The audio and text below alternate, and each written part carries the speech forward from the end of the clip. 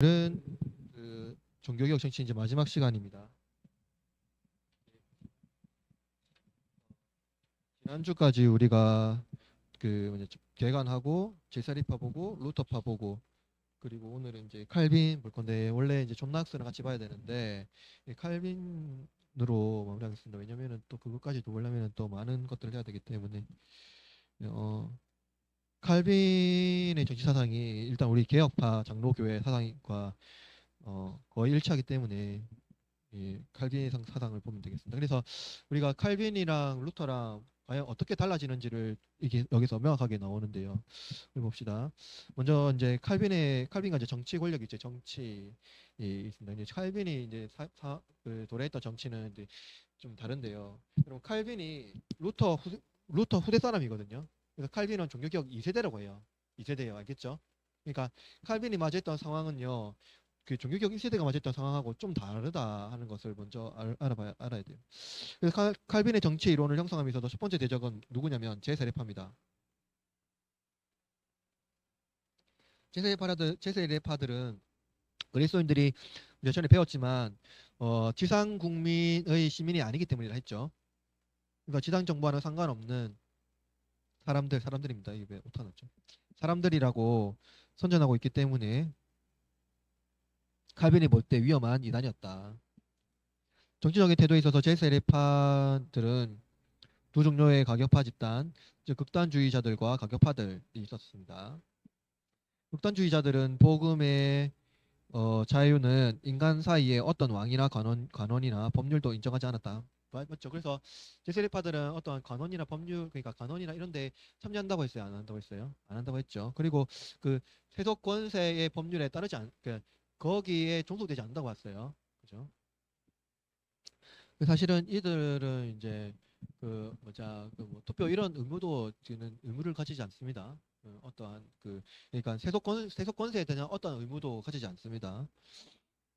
그래서 뭡니까? 오직 깜빡이 해놨잖아요. 오직 그리스도만 바라본다라고 생각했습니다. 그래서 자기 위에 어떤 권세도 있을 수 없다고 주장했어요. 그러니까 자기 위에 어떤 권세도 없다. 그러니까 절대 평화주의, 절대 이제 뭐죠? 수평주의 이제 이런 겁니다. 이들은 거룩하고 건건한 사람들이 정치가 세속적이고 육신적인 것에 관심 가지는 것이 적절하지 않다고 봤습니다. 그렇죠? 굉장히 이원론적이죠. 그렇죠? 일단 굉장히 이원론적이다. 다른 한편 토마스 민처 전에 배웠죠. 우리 그 종교개혁 그 루터 이후에 종교개혁 인자들이 이제 과격파 집단들 토마스 민처 이 과격파들입니다. 그러니까 성상 파괴하고 막 그랬던 이제 쩌빙글리 있었던 그 시리 지역에서 그 쩌빙글리와 맞지 않아서 더 좀 더 과격하게 했던 개혁자들이 이제 토마스 민처 이제 그 우리들. 그래서 이제 그들은 온 세상이 성도의 순수한 공동체로 재편돼야 된다고 했던 극단주의자입니다. 그렇죠? 그러니까 세속 정권은 누구에게 굴복돼야 됩니까? 교회에 굴복돼야 돼요. 그래서 이제 그러니까 이제 그러니까 참 신자들만 있어야 된다. 세상 자체가 참 신자들만 있어야 된다. 이들은 세상을 뒤엎고 그 속에 사악한 요소들을 뿌리 뽑아냄으로써 자기들의 목표를 달성할 수 있다고 생각했습니다. 그래서 이게 가능합니까? 불가능합니까? 불가능합니다. 그죠? 왜냐면 이미 세상이 어떻게 됐습니까? 오염돼 있어요. 이 오염된 것을 완벽하게 할 수 없습니다. 제사례파의 공통점은 오염된 세상에서 자신들의 교회의 순수성을 보존하는 궁극적인 목표 하에 그들의 정치 질서에 대한 어떤 의무도 부인했습니다. 그죠? 자, 그럼 루터는 두 왕국의 권력, 그죠? 즉 영적 권력과 세속 권력을 날카롭게 대조시킵니다. 이 사람은 루터는요. 이처럼 당시 정치 질서가 경멸당하는 분위기 속에서 칼빈이 작성한 것은 이제 정치적인 이제 평판입니다. 예, 보통이죠. 평판. 그러니까 지금 루터란다. 지금 칼빈의 세계에서 당면한 문제는 뭡니까? 칼빈이 이제 종교개혁 2세대잖아요. 그러니까 루터가 1세대고 그 세대 안에서 그 제세례파가 나타났고요. 그럼 칼빈이 지금 당면한 이 세계는요. 어떤 세계입니까?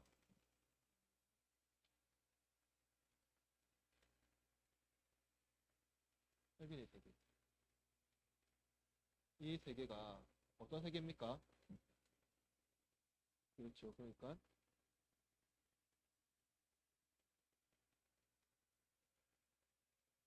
뭔가 육하고 두 번째 세속화. 이게 완전 구분돼 있어요. 법 질서 안에서. 그러니까 법이라는 질서 안에서 영과 육을 구분해 아주 구분해 놨고요. 그래서 이제 칼빈이 당한 이 것은 뭡니까? 이 법이라는 그러니까 세속법 그리고 이제 권세 이런 것들의 평판이 어떻습니까? 아주 안 좋잖아요.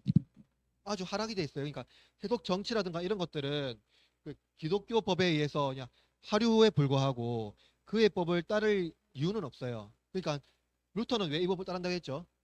칼을 쥐고 있기 때문에. 그러니까 그러한 어떤 질서의 차원에서요. 그러니까 질서의 차원에서 이제 근데 칼빈이 당면한 이 문제는요. 이것을 하나로 묶어야 되는 거죠.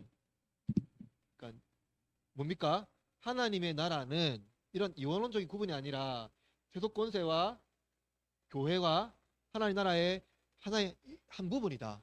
한 부분이다. 하는 것으로 이제 발전시키는 게 이제 칼빈의 어떤 그것의 이제 핵심입니다. 그래서 이제 봅시다. 그래서 이제 그 칼빈이 작성한 것은 정치의 평판을 회복하고 공민적인 질서 이제 11호 월서죠. 이제 그 공적인 질서, 도시 질서 뭐 이런 겁니다. 그리고 종교적 질서 사이에 흑백의 대조를 완화하는 것이었습니다. 그러니까 이러한 이원론에 있는 것을 이제 흑과 백처럼 되어 있는 이런 것들을 완화시키는 거예요. 이제 서로 완화시키는 거고. 그래서 이제 개신교들에게 정치의 기초를 교육시킴으로써 사회의 교섭과 유대를 위해서 권력이라는 요소가 필요하다는 것을 이해시키고요. 인간성의 본질을 위해 정치가 뭐합니까? 필요하다고 말했어요. 왜냐면은 인간성, 칼빈을 보면 또 인간성을 말하거든요. 그래서 세속 권력에서 인간성이 어떻게 된가?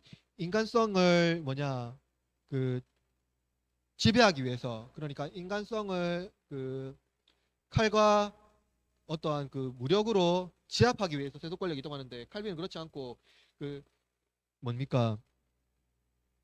그 인간성을 이제 훼손하는 것이 아니라 회복하고 복귀시키는 것을 말합니다. 그래서 이제 인간성을 보존을 위해서 정치 권력이 필요하다. 그죠?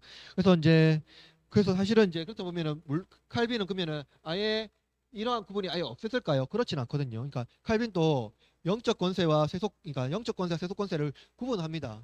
그런데 너무 날카롭게 대조적으로 흑백처럼 구분하지는 않거든요. 예. 그러니까 이제 뭡니까? 이때 보면은 정부의 속성, 정부가 오염되었고 그리스도와는 전혀 무관한 것이라고 생각하는 것은 단지 광신일 뿐이라고 비난했다. 그러니까 그러니까 정부에 있는 권력이 그리스도인과 완전히 무관하지 않다. 무관하지 않다. 그렇죠. 그래서 그리스도인도 지상의 순례길 가는 동안 정치의 도움이 필요하다. 맞죠? 그러니까 그리스도인들로 얘기하면 이제 이 땅 지상의 순례를 살아야 되잖아요. 그때 정치라는 영역이 우리의 삶에 완전 필요 없는 건가? 그렇지 않다. 필요하다. 그죠? 그런 도움도 받아야 하면서 살아가야 되고 하나 더 뭐냐면은 그런 정치적인 영역도 하나님의 주권이기 때문에 거기도 변화가 필요하다 하는 것을 말합니다. 그래서 시민정부를 철폐하려는 제세례파의 시도는 너무나 격분한 나머지 그것은 천인 공노할 야만이라고 이제 칼빈은 공격했고 국가의 부패는 인간성을 억제하기 위한 힘을 가진 필요악이라고 이해했던 루터와 달리 그죠?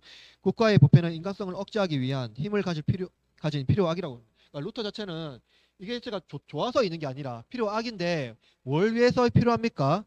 그러니까 부패한 인간성을 억제하기 위해서요. 그러니까 칼과 그 억제가 없으면 뭡니까? 그 도덕성이 너무 폭발해서 사회를 완전 어그러뜨려 버립니까? 그러니까 무력으로 제압해야 된다는 거죠. 그 루터는요. 그러나 칼빈은요. 그 정치라는 영역도 하나님께서 주신 탁월한 유익한 기관이라고 봤다. 너무 다르죠. 너무 다릅니다. 이 이유는 정부가 인간성이 야수와 같은 상태로 타락하는 것을 막아주기 때문이다. 만일 정부가 없어지면 인간 사회는 짐승 같은 무정부 상태로 전락되고 온다고 경고했고요. 하나님은 정부를 세우신 목적이 인간들이 개나 고양이처럼 살지 않기 위함입니다. 그러니까 사실은 루터가 봤을 때 이 정치적인 세속 권력은 인간들을 온전한 인격체로 유지하기 위해서 이제 이러한 법칙이 필요하다 하는 겁니다. 자, 그러면 두 번째로 정치 권력에 대한 복종.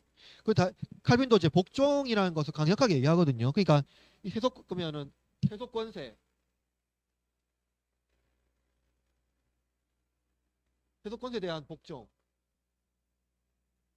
필요하거든요. 그러니까 군주와 정치 권력에 대한 복종을 해야 된다고 봐요. 그러니까 복종 안 할 수는 없고 복종이 굉장히 칼빈한테 중요합니다. 그냥 이 복종은 루터들도 중요했거든요. 그러니까 특별히 제사립판에 아예 그냥 분리시켰고 야 거기하고 상관없고 얘기했고요.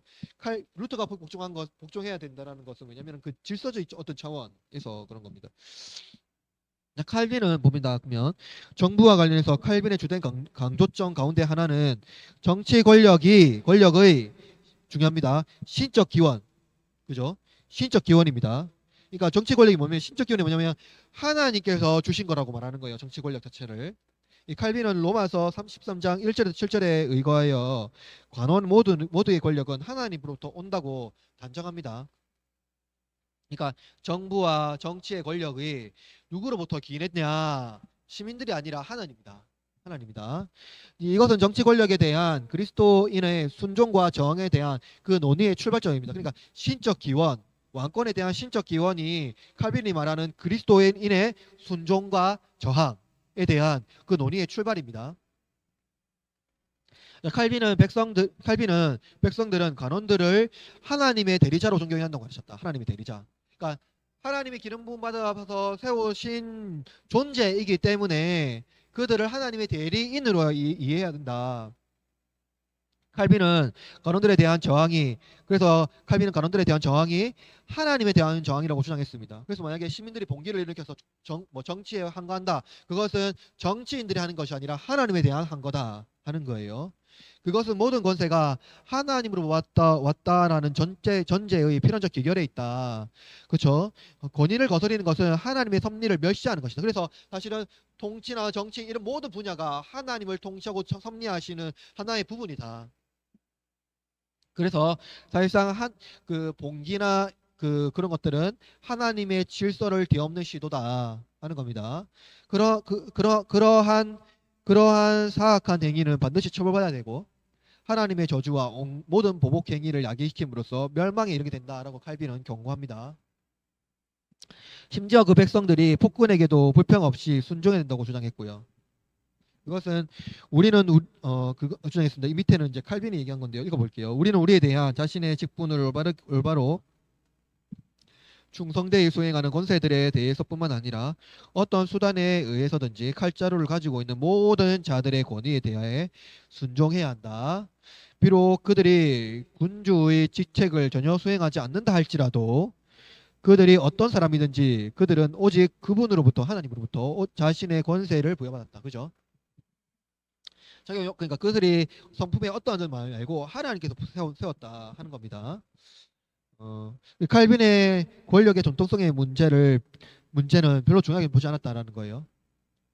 그러니까 칼빈은 권력의 전통성의 문제를 중요하게 보지 않았다. 그것은 뭐냐면은 그는 권력에 있는 자들이 어떻게 해서 그 권력을 얻게 되었는가 하는 묻는 것은 쓸데없는 호기심입니다. 그러니까 무슨 말이냐면 권력에 있는 자들이 그 권력을 어떻게 해서 탈취했는지 또는 가져왔는지에 묻는 것은 불필요하다. 그게 뭐냐면은 어떤 수단에 의해서 그들이 칼자루를 쥐게 되었는지 그것은 상관이 없다라는 겁니다. 쉽게 말하면 뭐 쿠데타를 해서 정권을 가졌든지 또 어떠한 뭐 정치적인 권력을 가지고 정권을 가졌든지 그런 건 상관없다. 단지 그가 왕권을 가지고 있다 하는 것에 관심을 가지고 있다는 겁니다. 다시 말해서 칼빈에게 있어서 군주의 권위는 사실상의 권위예요. 그냥 권위 자체를 그 권위를 가지게 되는 것 자체가 그냥 권위입니다. 그 모든 영역이 알지 못하는 하나님의 어느 섭리와 뜻 안에 있다라는 겁니다. 따라서 칼빈은 통치자들의 자질과 무관하게, 성품과 무관하게, 그죠? 백성들은 뭐 한다고요? 순종해야 된다. 정치 권력에 대해서 칼빈은 엄격한 보수적인 성격을 지니고 있습니다. 그래서 칼빈은 백성들은 군주들을 뭐합니까? 평가하지 법을 배워야 합니다. 맞죠? 그렇죠? 그러니까 현대사회 엄청나게 민주화로 갱신된 사회하고 너무 다르죠. 너무 다릅니다. 그죠? 왜냐면은 이 사회는 아직 신권적인 어떤 사회에 있어요. 그러니까 그 신성 로마 제국에 있었고 그 백성들은 기본적으로 주교나 그러니까 권세자들에게 어떤 항의를 할 수 없는 상황이 있었고요. 왜 그러냐면 만약에 이겁니다, 여러분. 어, 제가 최근에 재밌는 게 깨달은 게 있는데 그 알랭드 보통 책을 보고 깨달은 게 있는데 뭐냐면 민주화가 모든 사람을 공평하게 하냐 했을 때 아니라는 거죠. 왜냐면은 그러니까 중세 사회에서 있잖아요. 뭐냐면은 다 철저하게 계급이 나눠져 있어요. 그죠? 그 위에는 왕이겠죠. 왕. 그러면 뭐 기사, 뭐 평민, 그다음에 천민. 막 이렇게 나눠 있잖아요. 그러면 이 사람들은 태어난 그대로 그냥 사는 거예요. 그러니까 그들의 이게 있기 때문에 여기서 올라갈 수 있는 어떠한 항의라던가 뭐 저항이라든가 이런 걸 할 수가 없습니다. 그죠? 저항 자체가 불가합니다. 근데 민주화되면서 이것이 붕괴됐잖아요. 다 동일한 어떤 존중이 일어나잖아요. 그래서 뭡니까?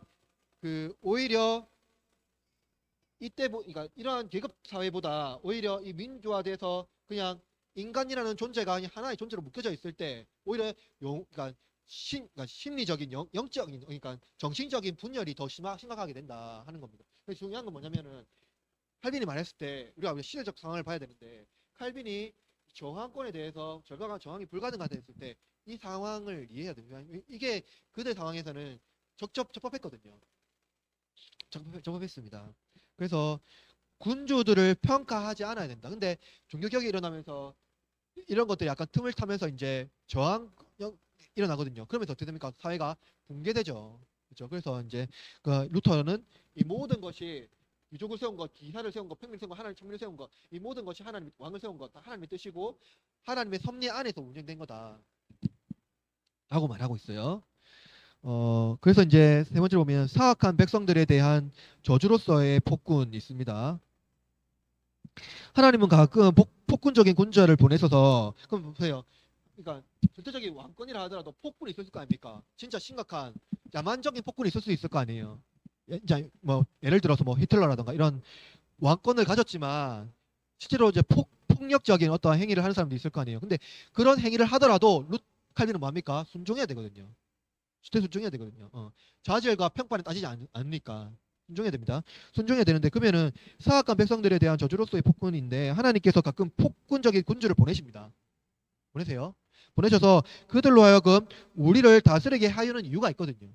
그러니까 하나님은 만약 그렇다면 하나님은 왜 정말로 극악무도한 폭군을 왕으로 세우셔가지고 백성들을 괴롭게 하느냐 이겁니다.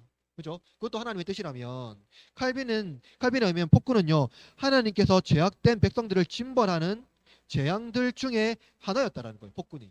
그러니까 하나님은 죄악된 백성들을 징벌하는 하나의 도구로서 폭군을 사용하신다.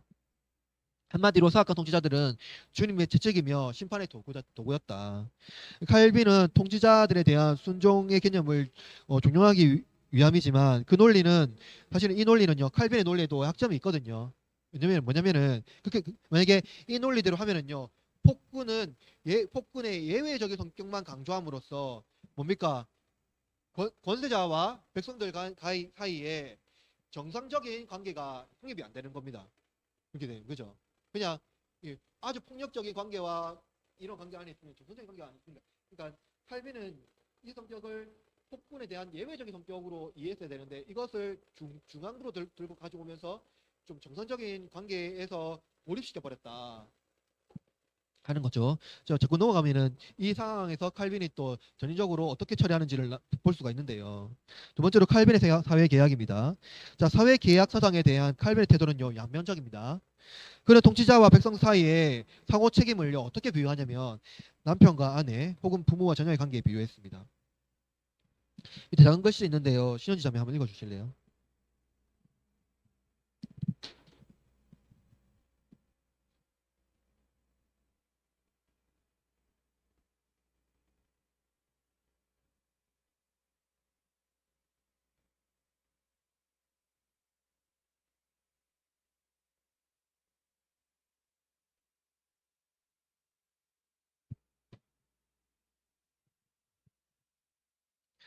이게 칼빈이 이해하는 폭군의 정치에 있어서 시민들의 태도입니다. 아시겠죠? 이렇게 말해요. 근데 여기서 문제는요, 보세요. 여기서 문제는 부부 사이나 관계나 부모 자녀 관계의 성격이 통치자와 백성의 사이 관계와 곧바로 동일시하고 있는데 과연 똑같은 성질인가 하는 문제입니다. 그러니까 부모와 자녀의 관계와 백성과 통치자의 관계가 이가 똑같은 성질로 이게 성립이 되느냐 하는 거예요. 칼빈은 시민들의 권리를 옹호하는 것은 시민들 자신들의 일이 아니라 하나님이 하실 일이라고 주장했습니다. 그러니까 만약에 통치자에 의해서 뭐 일어나는 모든 일들은 그 뭐 봉기나 이런 것들은 시민들이 할 게 아니라 하나님이 해야 될 일이다 하는 거예요. 그렇다면 봅시다. 그렇다면 시민들은 못합니다. 공적 악, 즉 통치자의 악을 해결하기 위해 할 수 있는 것은 무엇이 있을까요? 그러니까 이제 만약 그렇다면 시민들은 통치자의 악이 있을 거 아닙니까? 그러니까 공적인 악이에요. 그러니까 그것은 개인적인 사적인 사사로운 악이 아니라 그 통치자에 의해서 어떻게 됩니까? 모든 그 공적으로 있는 그 국가의 모든 사람들이 고통을 당하게 되잖아요. 그죠? 거기에 대해서 어떻게 이 악의 문제를 해결할 수 있을까? 칼빈에 의하면은요, 청원 외에 아무것도 없습니다. 청원요.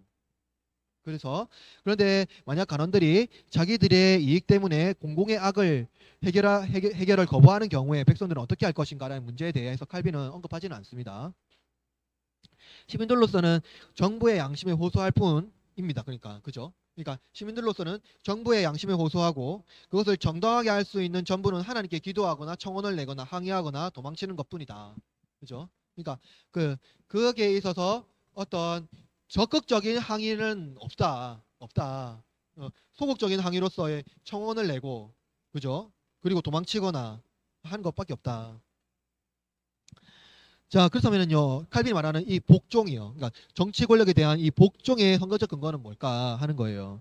칼빈에게서 정치 권력에 대한 복종의 근거는 이제 성경에 있습니다. 첫 번째 본문은 예레미야 25장 5절에서 8절 10절이고 나중에 읽어보세요.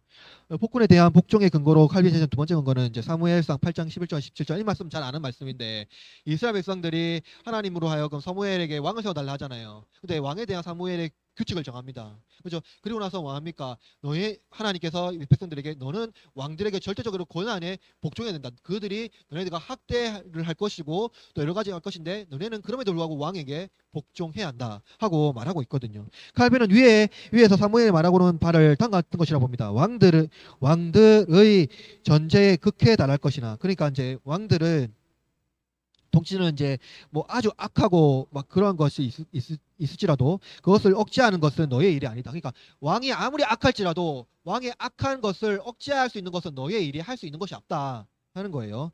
너희가 해야 할 일은 오직 이것뿐이니 즉 뭡니까? 왕들의 명령에 순종하고 뭐요? 그의 말을 듣는 것. 그죠? 그렇게 이미 그러니까 이게 사무엘 통해서 하나님 말씀하셨는데요. 마지막으로 사무엘상 24장 6절, 26장 9절에서 11절이 있는데요. 이 외에도 칼빈은 기독교 강요에서 마지막 장에서 40여개의 선고를 제시합니다. 물론 그 핵심은 그 시대와 또 등장하는 인물의 기질에 따라서 해석된 것이므로 해석상의 오류와 문제는 있을 수 있습니다. 그러니까 두 번째로 이 질서에 대한 이제 정렬이 있어야 될 건데요. 왜냐면은 칼빈은 이렇게 이제 절대적인 질서를 만들었잖아요. 그러니까 통치자와 백성들의 어떤 절대적인 복종과 순종의 의무와 이런 것들을 만들었잖아요. 그렇게 되면은 질서에 대한 어떤 정렬을 해야 되는데 권력에 대한 칼빈의 보수적 태도는 적어도 부분적으로 질서에 대한 그의 정렬에 기인하는데요. 그 뭐냐면 기인하는데 그 대부분의 이제 이 칼빈의 학자들은 그리고 정치학자들은 동의합니다. 칼빈의 견해에 의하면 타락한 인간의 성품은 뭐냐면 심히 부패했기 때문에 그의 타락한 본성을 걷잡을 수 없는 욕망들은 항상 완전한 무정부 상태를 초래할 위험이 있다는 겁니다.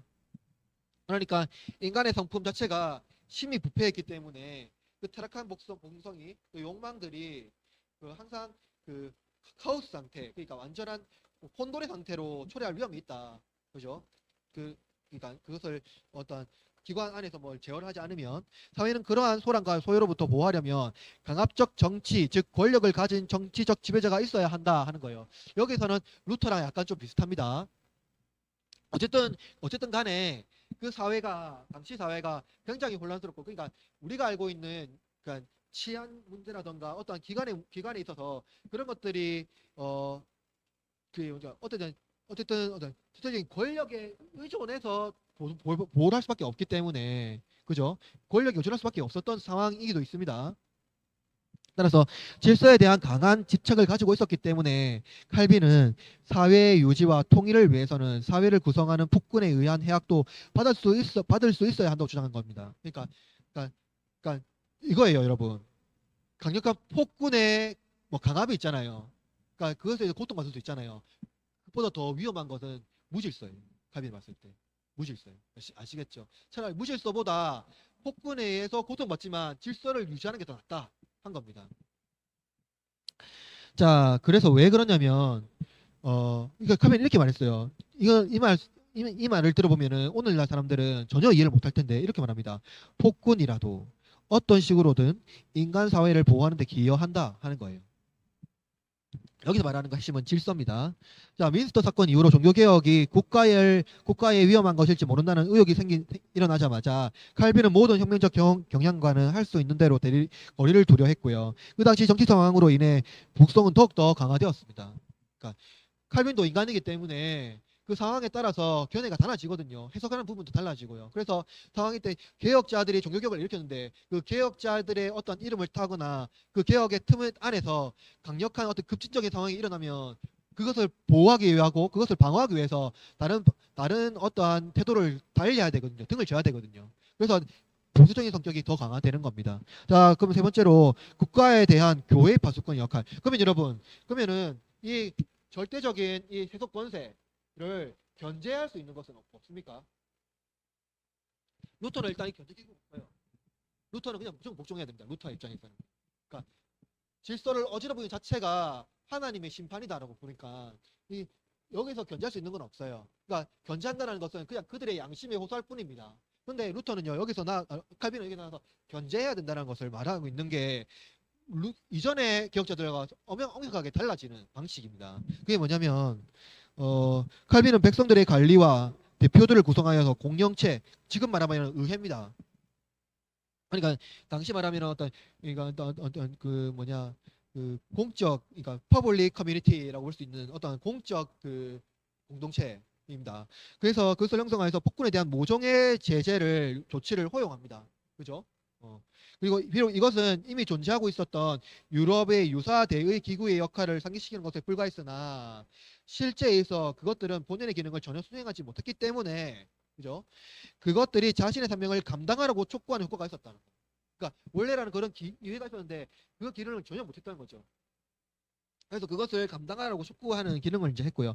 그리하여서 갑자기 국민의 관원들이 새로운 권위, 새로운 정신적 힘을 가지기 시작했습니다. 그들은 왕에 대한 경제적 기관이며 다시 사람들을 존경하는 유일한 자격 요건인 하나님의 임명으로 무장된 기구라고 인식하기 시작했습니다. 그래서 이 절대적인 세속 권세, 그러니까 왕권을 견제할 수 있는 기구가 의회가 생긴 거예요. 의회. 세속 권세가 폭압적이고 막 그렇게 했을 때 의회를 통해서 그것을 제재할 수 있다. 그것을 얘기할 수 있다. 그렇다면 이 의회가 어떻게 구성되는지 봐야 되는 거예요. 그리고 사실은 그리고 이 의회는 나중에 굉장히 칼빈 이후에 엄청나게 그 유럽 사회에서 발전이 이제 일어나거든요. 그러니까 대의회 민주주의 막 이런 식으로 발전은 되는데 그럼 봅시다. 그러면 3-1을 봅시다. 3-1. 인간보다 하나님께 복종하라. 그러나 칼빈은요, 이제 위에 있는 권세가 백성에게 하나님을 거역할 것을 명한다면 칼빈은 합법적인 저항을 할 수 있다고 말합니다. 여기서 칼빈이요, 저항할 수 없다고 얘기했잖아요. 근데 칼빈은요, 이렇게 말해요. 저항을 말하거든요. 저항. 어떤 저항이냐면요, 세속 권세가 백성들에게 하나님을 거역할 것을 명한다면 합법적인 저항을 할 수 있다고 말합니다. 이거 우리나라의 대표적인 어떠한 그 입장이 뭐냐면은 이게 심사천배의 입장이에요. 그러니까 합법적인 저항.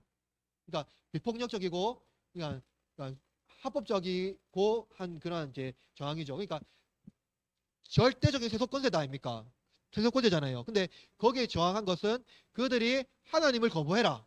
너의 신앙 하나님에 대해서 떠나라. 이렇게 말했을 때는 합법적인 저항을 할 수 있다라고 말합니다. 군주도 하나님의 통치 아래 있는 존재라고 말하고 있는 거예요. 알겠죠? 그러니까 일반적으로 세속 통치자에 있어서 그것도 하나님이 임명했지만 그들이 세운 것도 곧 하나님이시기 때문에 하나님의 통치 아래 있는 존재다. 통치자들도 통치자들이 하나님의 영예를 침해할 때는 그들이 더 이상 권세로 간주되지 말아야 한다. 권세가 아닌 겁니다. 하나님의 영역을 침해할 때는.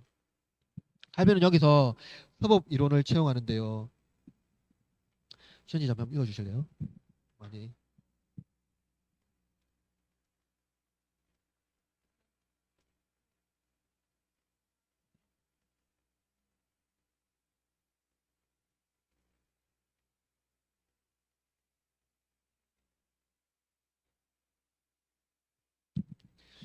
뭔지 알겠죠? 그러니까 어떤 권세자라도 어떤 세속 군주라도 하나님의 영에 침해하거나 신앙의 문제를 바꾸려고 한다 했을 때는 그는 권세자가 아니고 그냥 한 인간에 불과하다 하는 겁니다.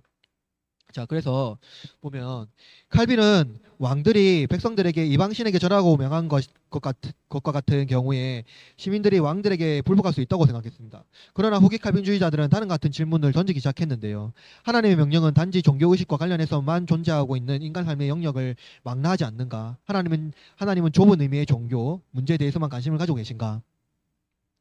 그들은 그렇지 않다고 생각했어요. 그러니까 다시 봅시다. 그러니까 하나님의 명령은 단지 종교의식과 관련해서만 하는가 다른 영역을 많이 하지 않는가 이게 뭐냐면 하나님의 명령은 반드시 교회에만 있는가 이겁니다. 그죠? 그러면 세속권세에는 하나님과 관련해서 그 삶의 영역에서는 하나님 말씀하고 있지 않는가. 그러니까 그리고 영역을 말하고 있지 않는가. 하나님은 좁은 의미의 종교 문제에서만 관심을 가지고 계신가. 그는 그러니까 칼빈 이후의 종교개혁자들, 칼빈파들 그렇지 않다고 말했고요. 칼빈도 그렇게 생각했을 리 없다고 그 개혁주의자들은 확신했어요. 왜냐하면 칼빈은 항상 하나님의 주권이 인간의 삶의 모든 영역에 미친다고 주장했기 때문입니다. 이게 뭐냐면 칼빈이 이번처럼 말했던 것은 하나님은 온 우주가 당신의 질서에 따라 정돈되기를 원한다라는 거예요. 그래서 칼빈은 하나님의 뜻에 대립되는 인간 그것이 군주일지라도 불복종 한다는 것입니다. 그러니까 이제 뭐 하나님의 뜻에 대립되는 거예요. 그런 겁니다. 그래서 칼빈은 군주의 권세에 대한 예외 규정은 종교 문제뿐만 아니라 세속사에도 광범위하게 적용되기 시작했습니다. 이게 뭐냐면은요. 이게 이제 우리가 알고 있는 그 칼빈이 마련한 그 칼빈 이후에 일어났던 그 뭡니까 학자 이름 생각 안 나는데 영국의 학자인데 칼빈이 프로테스탄트가 그, 그 뭐냐 사실은 그 자본사회, 민주사회를 이끌어낸 원동력이라고 주장하거든요. 왜, 왜 뭐? 왜냐면 칼빈이 말했던 이제 군주와 의회 이것은 이제 서로 간의 견제기구입니다. 견제기구. 그러니까 군주는 통치기구고요. 이 의회는 시민기구거든요. 당시 시민기구요. 무슨 말이냐면 군주는 절대적인 칼자루를 가지고 있어요. 그래서 통치하는 기구고요. 의회는 이러한 군주의 통치 안에서 입법하고 그리고 법 질서를 확립합니다. 법 질서를 확립하는 그 단체예요.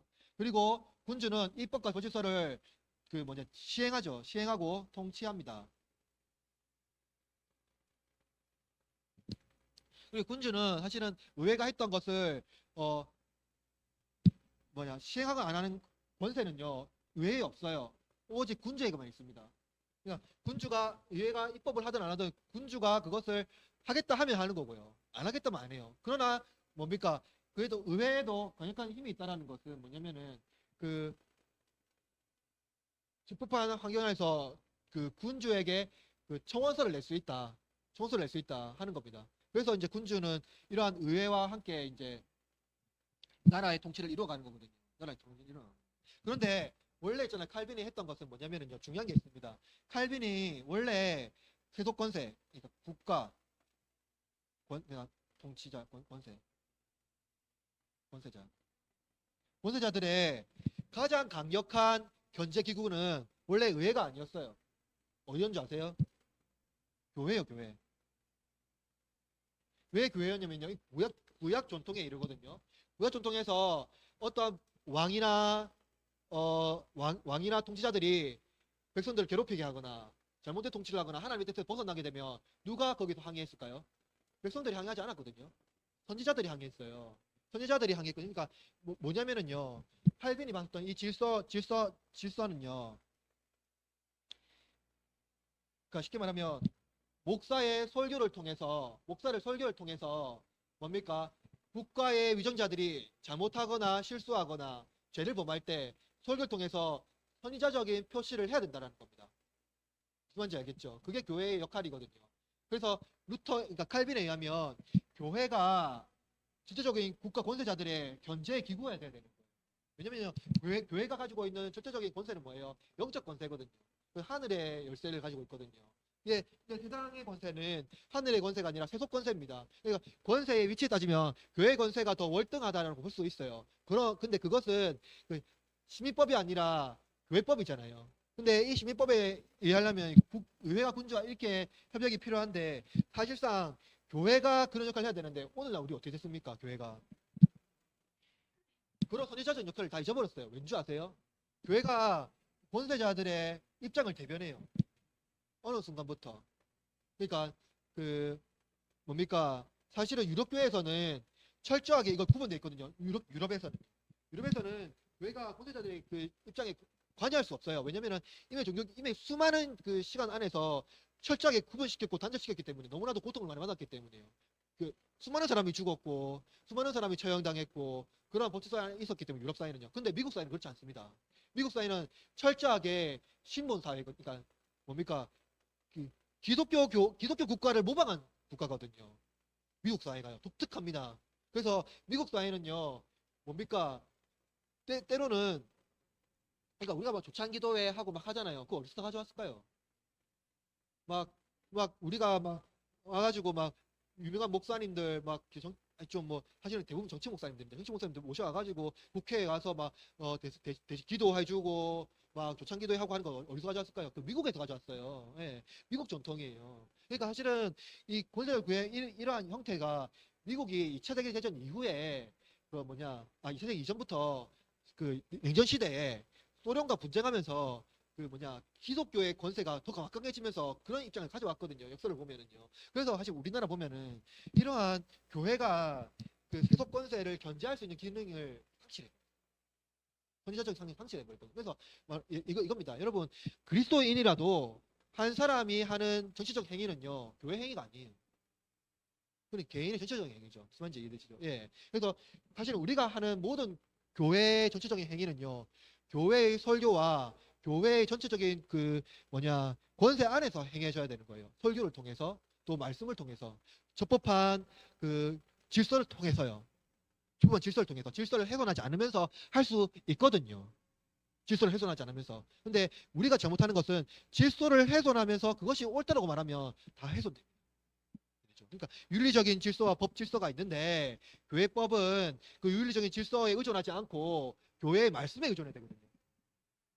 말씀에 의존해야 돼요. 말씀을 의존해야 돼요.